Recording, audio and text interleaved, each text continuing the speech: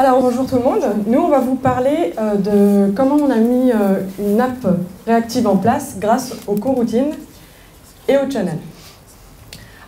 D'abord on va se présenter, du coup moi c'est Juliette Dompé, je suis développeuse Android chez Octo. Et donc moi c'est Pierre Degan, je suis développeur Android chez Octo Technologies aussi.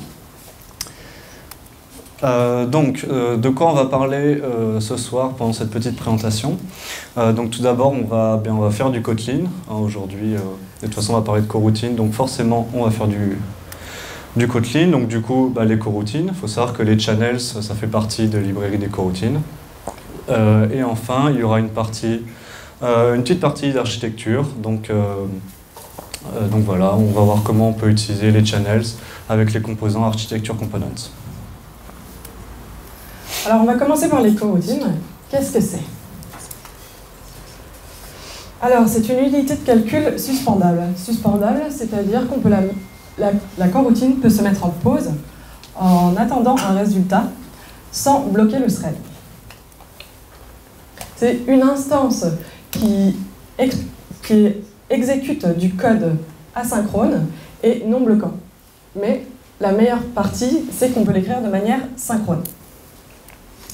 Alors un exemple de ce qu'on avait avant. Les deux premières méthodes sont asynchrones. Pour pas qu'elles bloquent le thread, il faut du coup qu'elles se retournent instantanément. Et une fois que le résultat est prêt, on va appeler le callback avec le résultat. On peut voir du coup la deuxième méthode a besoin d'un token qui va être envoyé par la première. Du coup, la deuxième méthode sera appelée dans les paramètres de la première. C'est pareil du coup pour le display. Callback here, du coup, c'est fastidieux à lire, notamment. Nous, ce qu'on veut, c'est que ça s'affiche de manière synchrone, comme ceci. Pour ce faire, on va devoir changer la signature des méthodes. Du coup, nos deux premières méthodes vont toujours faire un appel asynchrone. Pour mettre en pause les coroutines, on va devoir ajouter un mot-clé suspend. Voilà. Seulement, les méthodes suspend sont appelées dans soit des méthodes suspend, soit des coroutines. Du coup, on va mettre en place une coroutine à l'aide du launch, comme ceci.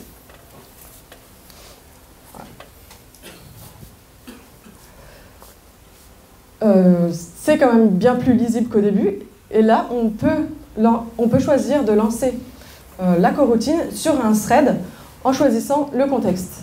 Ici, command pool, qui va lancer sur le thread de background. On peut voir aussi qu'on switch au milieu de la coroutine sur le thread UI. Du coup, on retourne sur le même thread pour permettre l'affichage. Du coup, si vous voulez plus d'informations sur les coroutines, il y a deux confs de l'auteur des coroutines qui sont très intéressantes et que vous pouvez aller voir. Maintenant, je vais vous parler des channels. Les channels, c'est quoi? C'est une queue. On va pouvoir envoyer et lire des messages. Elle est composée d'une interface sendChannel qui va permettre d'envoyer un élément et d'une interface receiveChannel qui va permettre de lire ces éléments. Quel rapport avec les routines, du coup? Ces deux méthodes sont suspending. On va pouvoir, du coup, appeler la méthode resave dans une coroutine, ce qui va permettre, quand il n'aura plus rien dans le channel, de suspendre cette coroutine jusqu'à ce qu'une valeur soit poussée et de la récupérer ensuite. La coroutine observe, du coup, l'état de la queue et réagit en fonction de l'apport d'une nouvelle valeur. Alors, un petit exemple. Du coup, là, on a un channel qui est initialisé, qui est vide, et on lance une première coroutine qui va initialiser le resave. Seulement, le channel est vide, il va du coup être en attente. En même temps, on lance une seconde coroutine où on va envoyer des valeurs le resave va donc réagir à ces mouvements. Le resave channel possède un itérateur avec 2 méthodes suspending, ce qui va nous permettre de récupérer de façon réactive la valeur, notamment ici, où on va pousser dans le channel et on va faire une boucle sur toutes les valeurs. Dès qu'une valeur sera apportée, on va pouvoir l'afficher. Alors, une partie importante des channels qui définit son fonctionnement est la capacité. La capacité qui sera mise en paramètre, du coup. Les rendez-vous channel, c'est il faut un send et un receive qui soient connectés en même temps pour que l'information passe entre les deux. Ici, la capacité est fixe. Du coup, comme un buffer, on va pousser les informations dans le buffer et une fois que le buffer sera atteint, la limite du buffer sera atteinte, on va suspendre le send. Unlimited, du coup, il n'y a pas de limite. Et le completed, dont la limite est de 1. Et du coup, les éléments qui seront poussés, le dernier élément poussé écrasera les éléments précédents. Ils sont dans le buffer. Et tant qu'ils ne sont pas lus, c'est la dernière valeur du coup qui sera récupérée par le receiver qui se met en suspension tant qu'il n'y a pas une nouvelle valeur. Un dernier petit point. Que se passe-t-il si 2 coroutines écoutent sur le même channel? Le premier channel récupère seulement l'information. Alors pour pallier à ça, il y a les broadcast channels qui permettent de pousser les informations sur les différentes coroutines qui écoutent ce channel. Voilà. Donc, comment on va utiliser tout ce qu'on vient de voir, donc les coroutines et les channels, pour faire une petite architecture réactive. Alors, donc là, on aimerait bien avoir un user store, donc un store dans notre application, qui va stocker l'utilisateur qui est logué, et avoir 2 petites méthodes qui permettent de faire des mises à jour de l'utilisateur. Donc là, vous en conviendrez bien, ce petit store n'est pas très réactif. Donc on va le modifier, on va le refacto et on va l'implémenter pour voir comment faire en utilisant les coroutines et les channels. Donc on va changer la signature de notre store. Donc au lieu d'exposer tout simplement le user, on va exposer un channel dans lequel on peut écouter les changements de l'utilisateur. Donc on aimerait bien que dès que l'utilisateur change, il y ait une nouvelle version de ce user qui soit poussée dans le channel. Et ensuite, nos méthodes qui permettent de mettre à jour le user, potentiellement, elles peuvent faire un appel API, elles peuvent enregistrer notre utilisateur dans la base de données. Donc elles sont asynchrones potentiellement. Donc on va les marquer avec suspend. Et on verra comment on les utilise. Donc comment on implémente ce petit user store? Donc notre channel d'utilisateur, donc là on voit qu'on utilise le conflated broadcast channel. Donc en fait on utilise ce qu'on a vu par rapport aux capacités, donc un channel conflated.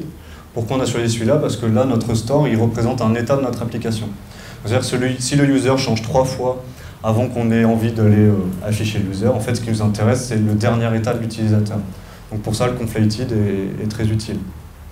Et ensuite pourquoi on utilise un broadcast channel? Tout simplement parce qu'on peut avoir potentiellement plusieurs morceaux de notre application qui ont envie d'écouter en même temps l'état de l'utilisateur. Donc ça serait quand même dommage s'il n'y en ait qu'un qui peut voir les changements de l'utilisateur. Et donc les deux ensemble, on a le conflated broadcast channel. Donc on voit que ce channel il est en privé dans notre store, parce que notre interface user store elle expose qu'un receive channel. On n'a pas envie d'exposer au public notre implémentation de notre user store. Et donc comment on expose notre conflated broadcast channel en tant que receive channel? Tout simplement en faisant un open subscription dessus. Et donc pour les méthodes de mutation de l'utilisateur, donc on va récupérer le nouvel utilisateur d'une façon ou d'une autre, donc ça peut être un appel API, ou la base de données par exemple. Et ensuite, pour mettre à jour le user et que tous les gens qui écoutent notre channel de user aient la nouvelle version de l'utilisateur, il suffit de faire un send dans le channel. Et donc là, on a un tout petit store très simple où on peut écouter des changements de l'état de notre application. Et donc, comment on va l'utiliser en tant que client de ce store? Donc là, cette classe, c'est un ViewModel, donc au sens architecture component. Donc ce ViewModel, il a une instance du store, donc qui peut potentiellement un singleton. Et donc comment ça fonctionne? À la création du ViewModel, donc le ViewModel il va être créé qu'une seule fois par écran. Donc à sa création, on va démarrer une nouvelle coroutine. Donc là, on voit quand je démarre une nouvelle coroutine sur le contexte UI, c'est-à-dire que tout le code à l'intérieur va être exécuté sur le thread UI. Mais c'est pas parce que c'est sur le thread UI que le code à l'intérieur va bloquer le thread. Comme c'est une coroutine, elle ne va pas bloquer le thread. Et donc tout simplement dans cette coroutine, donc là le code est très simple, on parcourt, en gros on observe l'état de notre store et à chaque fois qu'un nouveau user est mis à jour, on va pousser notre utilisateur dans une live data pour ensuite l'afficher côté activity, côté fragment, côté ce que vous voulez. Une petite chose qu'on n'a pas vu tout à l'heure, donc on peut donner, quand on démarre une coroutine, on peut donner un parent à la coroutine. En fait, ça permet que simplement, si le parent d'une coroutine est annulé, alors toutes les coroutines qui ont ce parent en parent vont être aussi annulées. Donc dans le cas d'un ViewModel architecture component, c'est très pratique, parce qu'on a un callback qui est appelé par le framework quand on est sûr qu'un écran doit être supprimé et pas une rotation ou ce genre de choses. Ou on peut appeler simplement un cancel sur le parent job. Et donc là, on pourra avoir 10 coroutines différentes qui utilisent le même parent job. En un seul cancel, tout le monde est annulé. Donc c'est-à-dire si on a 3 appels réseau qui sont faits en même temps, dont on sait qu'on va plus en avoir besoin sur cet écran, on coupe tout et en un seul appel, tout est géré. Donc voilà, donc là on a un store qui est réactif du stockage de côté data jusque dans la vue. Sauf que là c'est pas fou, parce qu'en fait on a le user qui a un objet métier et on le pousse directement dans l'activity. Donc ce qui n'est pas très clean architecture. Donc du coup on va rajouter un présenteur. Ce présenteur, son rôle c'est de prendre un user et de le transformer en un user view par exemple. Donc c'est la façon d'afficher un utilisateur à l'écran. Et donc comment est-ce qu'on va utiliser ce présenteur? Il faut savoir que sur les channels, il y a différentes extensions qui existent, différents opérateurs. Donc notamment, par exemple, on a l'opérateur map, que vous connaissez bien si vous utilisez Kotlin, et notamment sur les collections. Et donc sur le map, qu'est-ce que ça veut dire? Donc c'est-à-dire qu'à chaque fois qu'un utilisateur va passer et être reçu dans le channel, on va le transformer, et en fait ça va transformer ce channel de user en un channel de user view. Et ensuite, on a quelques extensions, quelques fonctions qui permettent de simplifier l'utilisation des channels. Donc le consul each, en fait, c'est à peu près l'équivalent du for in. Sauf que ça permet de combiner et d'écrire d'une façon un peu plus fonctionnelle l'utilisation des channels. Donc voilà, donc là tout simplement, on a un ViewModel qui écoute notre store d'utilisateurs. À chaque fois qu'on a un user, le présenteur va présenter ce nouveau user et ensuite va être publié dans une live data qui ensuite est récupérée côté activity, côté fragment pour l'afficher. Donc là en fait ce petit bout de code là, on pourrait se dire qu'en fait tout simplement qu'est-ce qu'il fait, c'est qu'il prend un channel et il le convertit en une live data. En fait le concept est un peu le même, c'est qu'on a d'un côté on peut observer, d'un côté on peut pousser de la valeur, donc que ce soit le channel ou live data. Et avec au passage une petite opération. Donc on peut se dire pourquoi pas on pourrait faire une extension sur les channels pour les convertir en live data. Ça permettrait de simplifier encore le code. Surtout, ça, ce genre de code, on va l'écrire X fois pour le nombre de stores qu'on a dans notre application. Donc comment ça fonctionne? Donc là, on peut faire une petite extension custom sur les channels. Donc tout simplement, là on va construire une nouvelle live data, démarrer la coroutine, donc c'est l'équivalent en fait de ce qu'on faisait dans le bloc init du ViewModel. Donc on démarre une coroutine sur un contexte particulier avec un parent particulier. Et donc qu'est-ce que fait cette coroutine? Elle va consommer tout ce qui se passe, tous les éléments qui passent dans le channel et les poster dans une live data en appliquant une fonction dessus. Donc le bloc qu'on passe en paramètre. Et en fait on voit que Ce qu'il faut savoir, c'est que la coroutine, elle retourne instantanément. En fait, même si derrière, ça fait une boucle infinie, entre guillemets, sur le channel, le launch va retourner instantanément. Donc notre fonction ici, elle va retourner instantanément la nouvelle live data qui, elle, sera mise à jour plus tard, quand des valeurs seront poussées dans le channel. Et donc, côté ViewModel, comment on l'utilise? On supprime tout simplement le block init, et on utilise notre méthode toLiveData sur le channel des users de notre store. Et même, on peut passer par référence de méthode le bloc du user présenteur. Donc voilà, en quasiment 3 lignes de code, on a un ViewModel qui écoute tout l'état d'un store de notre application, qui applique une transformation sur des objets métiers pour ensuite les pousser dans la vue de manière réactive. Et en plus, comme on utilise la puissance des architecture components, on n'a pas vraiment besoin de s'embêter avec les problématiques de lifecycle qu'on connaît bien dans Android. Et oui, donc comment on utilise notre store maintenant en termes de modification du user. Donc là, c'est juste des coroutines de base, entre guillemets. Donc par exemple, on a notre ViewModel qui va exposer une méthode qui sera appelée par activity quand on veut changer le username.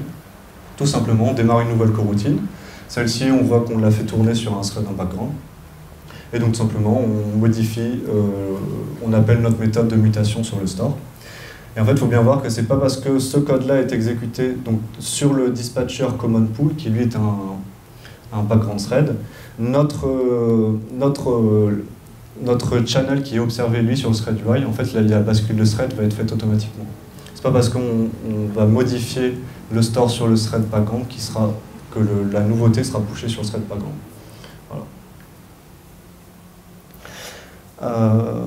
Et donc voilà, donc là on a un exemple relativement simple mais assez puissant d'une petite architecture réactive, mais on peut un peu le faire scaler parce qu'une application elle fait plus que changer un nom d'utilisateur. Elle a plein de règles métiers, elle interagit avec plein de sources de données. On peut avoir potentiellement plusieurs stores. Donc voilà le genre de petite architecture qu'on utilise là aujourd'hui sur notre nouveau projet. Donc on a la partie en haut qui est très connue, donc c'est les views, c'est les fragments, les activities, qui vont interagir avec les ViewModel en utilisant les live data, donc ça c'est tout simple. Notre ViewModel, il va envoyer des commandes à des use cases. Les use cases, ils servent à quoi? À implémenter toutes les règles métiers de notre application. Et à aussi faire l'interface avec une couche de repository, qui elle fait des appels à des bases de données, à des API. Donc le ViewModel envoie des commandes au use case, le use case récupère de la donnée d'un repository, il peut le récupérer soit de manière one shot, donc j'appelle donne-moi un user, tiens voilà le user, ou alors ça peut être aussi en mode channel, donc en mode réactif. Le use case peut s'abonner à un channel de données que peut exposer le repository. Par exemple si le repository c'est une API avec des server sent events ou des WebSockets, bah, le channel est très utile pour ça. Ensuite le use case quand il reçoit des données, il va appliquer tout un certain nombre de règles métiers et ensuite il va aller mettre à jour le store de notre application. Donc le store de l'application, il peut être soit global, donc avoir un seul store pour toute notre application. Donc ça peut être utile pour, on a une session, donc il y a un seul user qui peut être logué en même temps. Donc on a un store global avec la session. Par contre, on peut avoir des stores qui sont pour chaque écran. Par exemple, si on fait un formulaire un peu compliqué, c'est bien de stocker l'état du formulaire à chaque instant dans un store. Donc on peut faire des compositions de stores comme ça. Et donc on a un présenteur qui lui va écouter ce store, comme on l'a vu précédemment. Notre ViewModel va écouter ce présenteur. Et donc quand le use case reçoit de la donnée, il met à jour le store. Le store, lui, le présenteur qui était en train d'observer le store va être notifié de ces mises à jour de l'état, va présenter ce nouvel état. Le ViewModel qui a observé le présenteur va être notifié de cette mise à jour. Et donc l'activité, la view, va recevoir l'état de manière présentée, de manière automatique. Donc voilà comment on peut simplement faire une petite architecture réactive grâce uniquement aux coroutines et aux channels. Si ça vous intéresse et que vous voulez en regarder plus, il y a un seul lien que je peux vous donner, c'est celui du GitHub des coroutines. Parce que dedans, il y a tout. Il y a un énorme document qui explique comment fonctionnent les coroutines, comment fonctionnent les channels, les liens vers des conférences vidéo, tout ce qu'il faut d'intéressant dedans. Voilà, merci beaucoup.